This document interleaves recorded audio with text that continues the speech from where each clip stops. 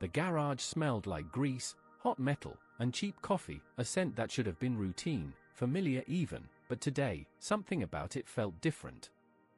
The hum of an air compressor whined in the background, punctuated by the clatter of tools and the occasional murmur of mechanics calling out to each other.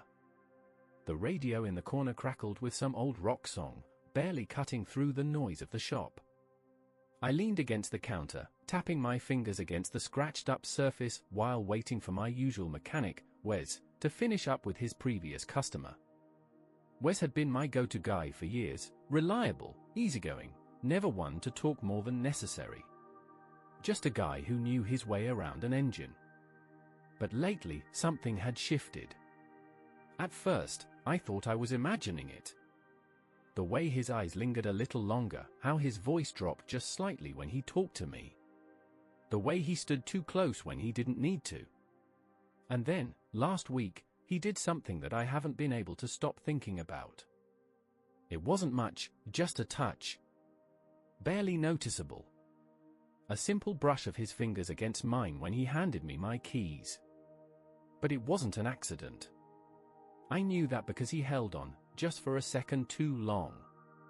And now, standing in this garage again, I was about to find out if I was imagining things, or if Wes really meant it.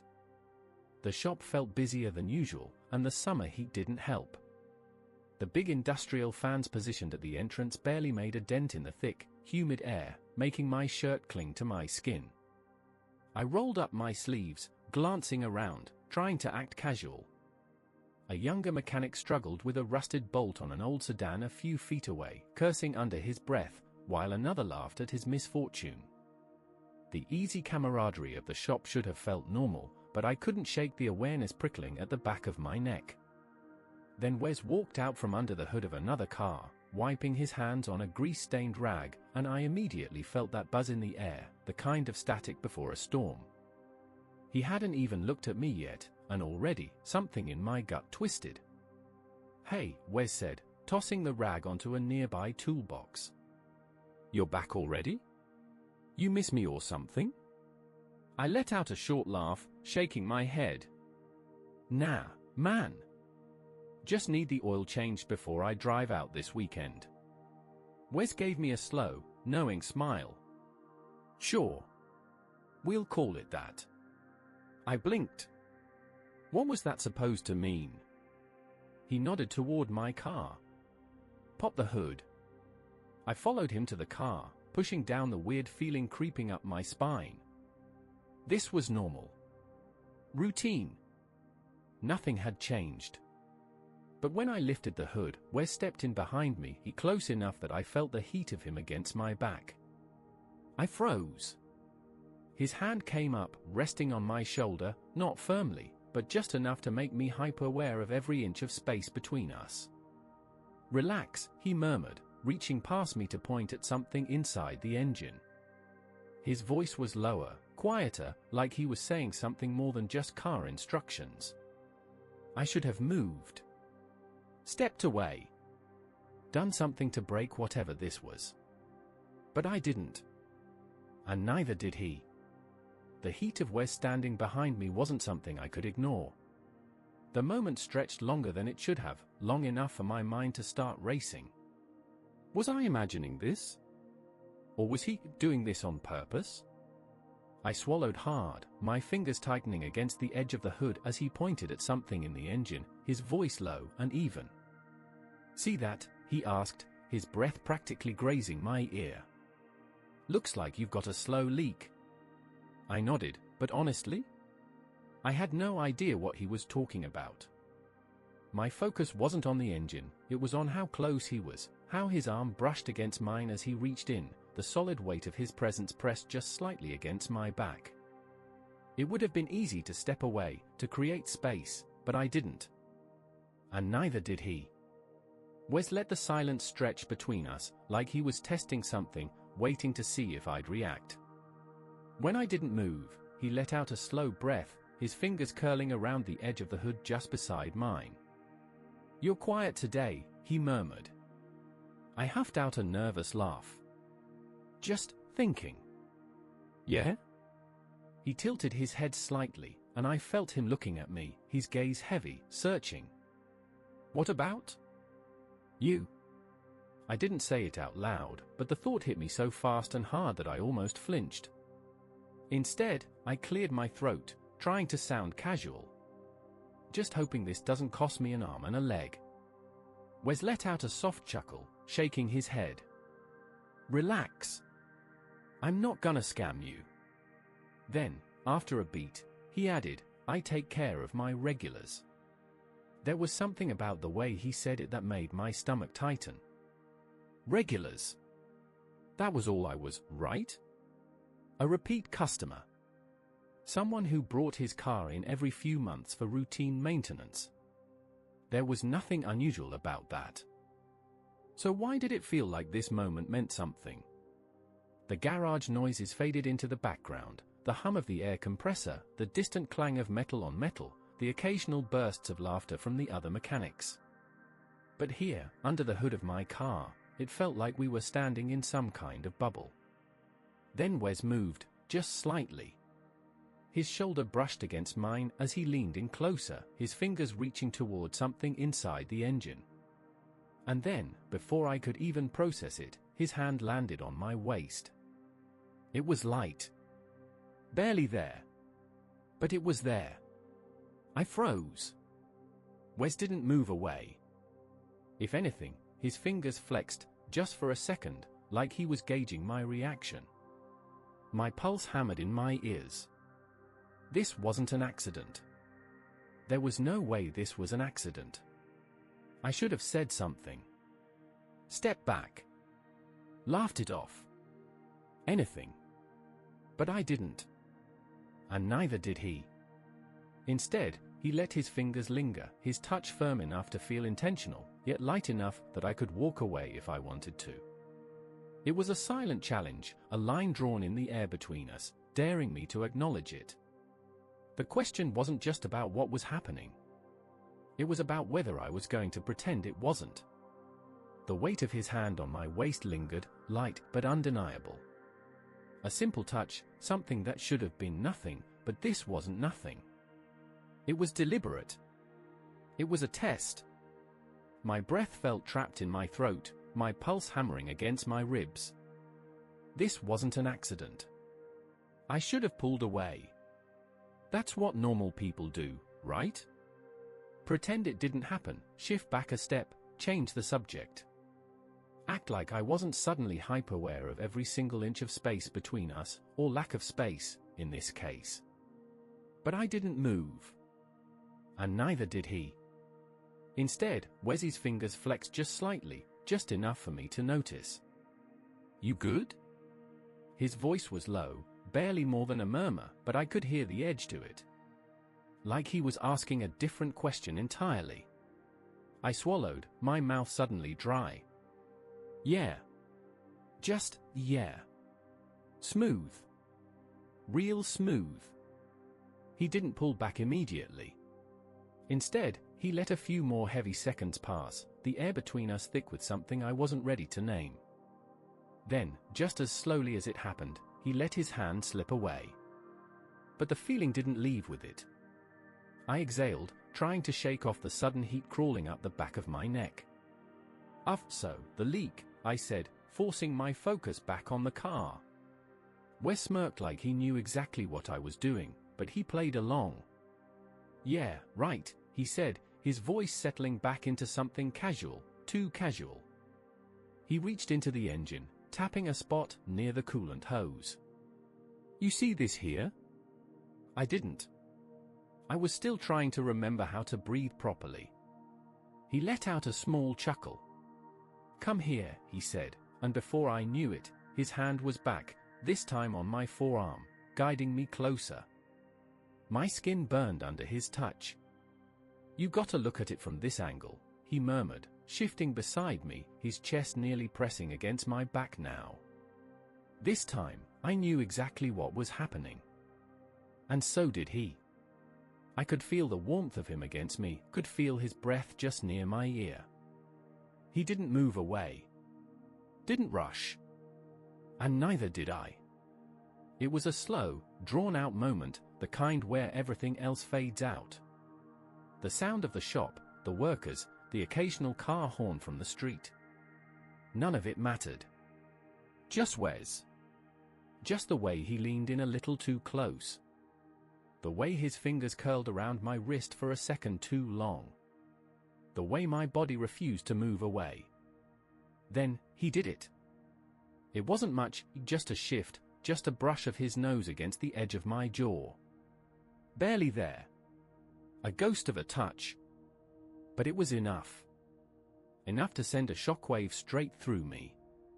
Enough to make my breath stutter. Enough to make me realize that whatever this was, it wasn't in my head. It was real. And it was happening. The moment stretched, long enough for reality to blur at the edges. Wes was still close, too close. His breath near my jaw, his fingers still wrapped loosely around my wrist, the warmth of his body pressing in a little more than necessary. I should have moved. I should have done something. But I didn't. And neither did he. For a split second, the whole world froze.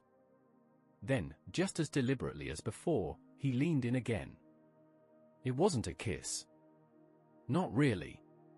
It was more like a test, a slow, subtle brush of his lips against the corner of my jaw, a silent question hanging between us. I felt the shift deep in my chest. The kind of moment that, once it happens, there's no undoing. No pretending it didn't happen. No going back. I exhaled, sharply, unevenly. My fingers twitched against the edge of the hood. I could still walk away. Could laugh it off. Could act like my heart wasn't slamming against my ribs. But then Wes did it again. Slower this time. More certain. And suddenly, it wasn't just a test. It was an answer. I felt his fingers flex slightly against my wrist, his grip light, like he was waiting to see if I'd pull away. I didn't. Instead, I turned my head. It was a small movement, barely anything. But it was enough to close the last inch between us. Enough to let him know exactly what I wanted. Enough to make it real. The second our lips met, everything clicked into place. The tension that had been building for weeks, maybe months, maybe even longer, finally snapped. His grip tightened slightly, his other hand sliding to the back of my neck, pulling me in. The hum of the garage, the distant voices of the other mechanics, it all faded. There was nothing but the heat between us, the rough fabric of his shirt brushing against my arm, the scent of motor oil and cologne filling my head. It was quick. Too quick. But it was enough to burn itself into my brain. Enough to make me realize that this wasn't just some fleeting thing. It was real. And it had been a long time coming. Then, just as quickly as it happened, Wes pulled back. He didn't move far. Just enough to look at me. To search my face. Waiting for me to freak out. To take it back. To tell him we were making a mistake. But I didn't. Because it didn't feel like a mistake. It felt like the thing I hadn't let myself admit I wanted. And Wes knew it. A slow smirk pulled at his lips, like he was proud of himself. Like he had known this was going to happen before I did. "Took you long enough," he murmured. I huffed out a laugh, shaking my head. "You're unbelievable." His hand was still on my wrist, his thumb brushing absently over my pulse, like he could feel how fast it was racing. "Yeah," he said, voice low, teasing. "But you like it." I didn't answer. Because, for once, I didn't have to. The space between us felt smaller than it should have. Wes's hand was still on my wrist, his thumb still brushing absently over my skin, like he was testing how much I was willing to take. The answer? More than I thought. My heart was still hammering in my chest, my head spinning from what just happened. From what we just did. I should have said something. Anything. But Wes beat me to it. He tilted his head slightly, studying me with that same half-amused, half-knowing look. "You good?" I let out a breath, a small huff of laughter that sounded more nervous than I wanted it to. "Yeah. I hesitated. Because how do you explain something like this?" Wes didn't seem in a rush for an answer. He just leaned against the car, arms crossing over his chest, waiting. Like he already knew what I was thinking. Like he had planned for this. I narrowed my eyes slightly. "You set this up, didn't you?" His lips curled into that damn smirk again. "Set what up?" I exhaled sharply, dragging a hand through my hair. I gestured vaguely between us, still trying to wrap my head around the fact that we had just kissed. You knew this was gonna happen." He didn't even try to deny it. Instead, he just shrugged, way too casual for a guy who just turned my world upside down. I had a feeling. "A feeling?" I repeated, staring at him. "That's all?" He chuckled, shaking his head. "All right, fine. Maybe I was waiting for you to catch up." Catch up. Like he'd been waiting for this. For me. That thought hit harder than I expected. I glanced around the shop instinctively, suddenly very aware of where we were. Of the fact that anyone could walk in. That my car was still sitting there with the hood popped open, and to anyone watching, we just looked like two guys standing around, talking. But we weren't. This wasn't just some casual conversation. This was something else. Something I wasn't sure I knew how to handle. I cleared my throat, stepping back slightly, trying to create even the tiniest bit of distance. "Look, I don't." Wes's smirk softened, just slightly. "Relax," he said, voice lower now. "Nobody's watching." That wasn't the point. But I didn't argue. Because the truth was, I didn't know what to say. I had spent the past few months trying to convince myself that I was imagining things. That the way Wes looked at me didn't mean anything. That the touches, the teasing, the way he always found an excuse to be close, was all in my head. And now? Now there was no pretending. Because it had happened. And there was no taking it back. I let out a slow breath. What happens now? Wes watched me for a second, like he was deciding how much to say. Then, finally, he took a small step closer. Not much. Just enough to let me know he wasn't backing away. "That depends on you," he murmured. His voice was calm, steady, certain. Like he wasn't afraid of what this meant. Like he had already made up his mind. And now, I had to make mine. The weight of Wes's words hung between us. "That depends on you." Like he had already made his choice. Like he knew exactly what he wanted.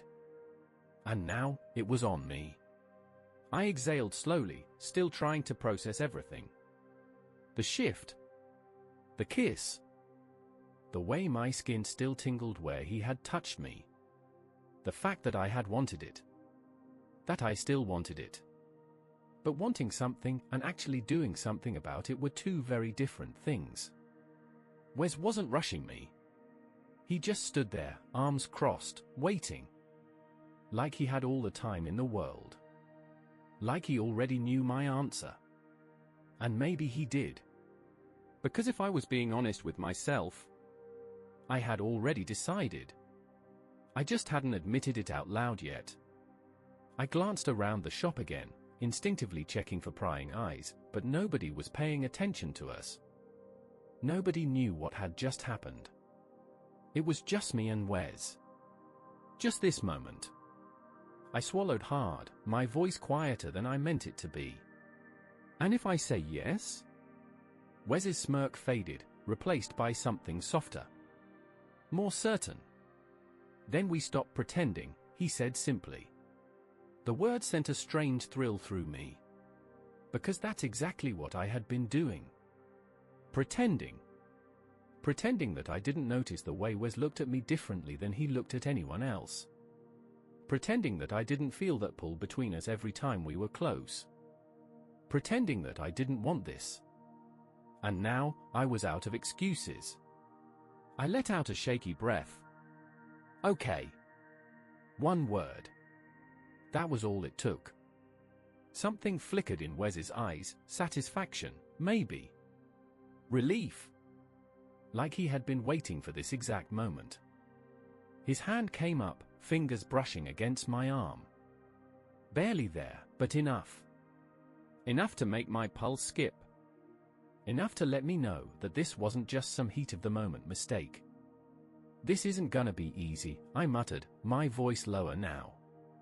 Wes chuckled, his thumb ghosting over the inside of my wrist. Nothing worth it ever is. I shook my head, half smiling. You always this smooth? He tilted his head slightly. Only when I know it's working. And damn it, it was. I should have been nervous. Maybe I was. But more than anything, I felt good. Like I had been fighting something for so long, and finally, I was done fighting it. Wes must have seen it in my face because his smirk returned, slower this time. So, he murmured. You want to keep standing around, or you want to get out of here? I arched a brow. Are you asking me on a date? He shrugged, that teasing glint still in his eyes. Call it whatever you want. I let out a breath of laughter, shaking my head. Yeah. All right. I didn't know what was gonna happen next. Didn't know how complicated this would get. But for the first time in a long time, I didn't care. I was done pretending. The drive away from the shop felt different. Not because anything had actually changed, but because I had changed. For the first time in months, maybe years, I wasn't overthinking every little detail. I wasn't questioning whether I was imagining things or reading too much into a look, a touch, a feeling. Because now, there was no need to question anything. Wes had made it clear. And more importantly, so had I. I glanced at him as he drove, one hand resting casually on the gear shift, his other draped over the wheel. He looked ridiculously relaxed for someone who had just upended my entire world. I, on the other hand, felt like my brain was still playing catch-up. Okay, I said, finally breaking the silence. So now what? Wes smirked, eyes still on the road. You tell me. I exhaled, running a hand through my hair. I mean, do we just act normal? Wes let out a small chuckle, shaking his head. Normal? He shot me a sideways glance. That what you wanna do? I frowned, thinking about it. Normal meant going back to the way things were. But there was no going back. And I didn't want to. I swallowed. Guess not. Wes hummed, his smirk deepening. Like he already knew that answer before I did. He pulled into a small parking lot near a coffee shop, throwing the car into park before turning to face me fully. Look, he said, tone softer now, I'm not asking you to have this all figured out. I just don't want you to run from it. I met his gaze, something tight settling in my chest. Because he was right. That's what I had always done, made excuses, brushed things off, convinced myself I was imagining things. But not anymore. I took a breath. I'm not running. Wes studied me for a moment, like he was making sure I meant it. Then, slowly, he nodded. Good. I huffed out a quiet laugh. You're really enjoying this, huh? His smirk widened. A little. I shook my head, but I couldn't help the smile that tugged at my lips. Because yeah, this wasn't what I expected. It was confusing and new, and probably a bad idea in more ways than one. But it also felt right. And for now? That was enough.